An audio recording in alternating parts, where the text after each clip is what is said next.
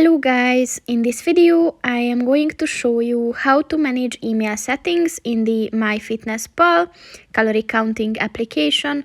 But first I just want to mention, don't forget to subscribe to my channel, because at 10,000 subscribers I am going to show you my whole YouTube revenue statistics and growth strategy, as well as how to make money online.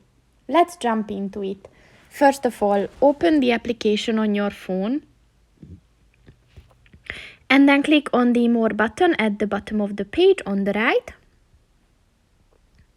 And then scroll down and click on the Settings button. And then click on the Sharing and Privacy button.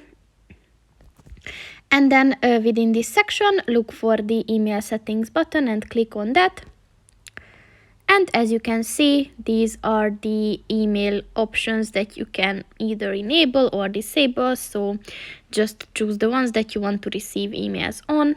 And once they turn blue, it means that the notifications are on.